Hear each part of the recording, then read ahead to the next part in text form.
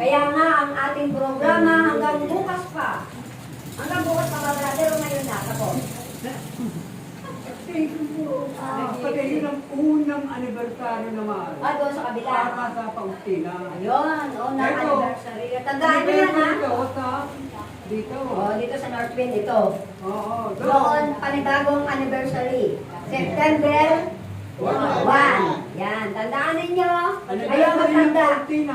Ha? Anniversary naman ng Paustina. Yan, anniversary ng Faustina. Pero tuloy-tuloy pa rin ang bilang dito. Oo. Kasi pero ang pa rin. magtutuloy dito, si Lola Nina.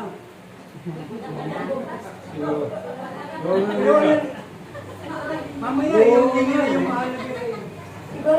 Siguro, pag mimitingan natin, para hindi tayo malito-lito.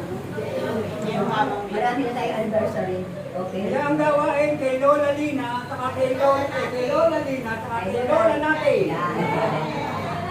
Tandaan niyo, September 1st tayo doon. Yun ang pinaka-anniversary natin. Alam mo kung bakit sila naging Lola? Oo. Eh, may ako na. Oo. Yun na nga yun. May apo na. Apo na sa paa. Yan. No. Dito pa rin yan. Ito pa rin si Sister Lina. Dito sa chapter ng Northwind. Yan. Ano to? August 20? 20 ngayon. 31 na? August 31 pala. Okay. Muli, palapakan natin ang ating mga buhay na pangalaman. Parang tayo ako na. Okay, sabi nga natin, groovy pa ako. Lasing na lasing ako kahapon. Napakaraming alak kahapon, Ter. Wala kayo dito. Mga champagne. Talaga kumaapaw ang alak kahapon. Sobrang lasing natin kahapon. Hanggang ngayon, nalalasing pa rin, Sister Ter. Kailangan, mga anak ng Diyos ay laging lasing.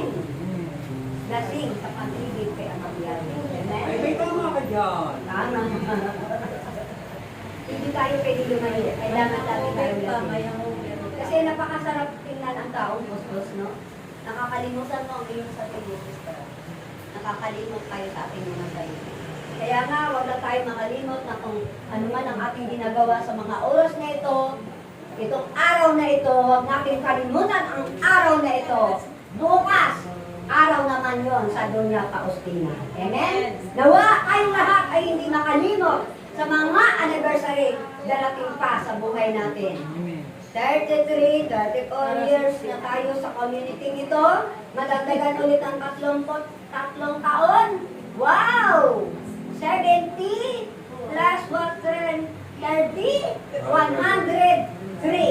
Ewan ko lang kung buhay pa si Sister Mel. Ewan ko lang kung pa kayo. Amen. Masyado mahaba pa. Okay?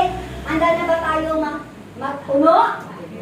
Magpuno tayo ng Espiritu ng Diyos?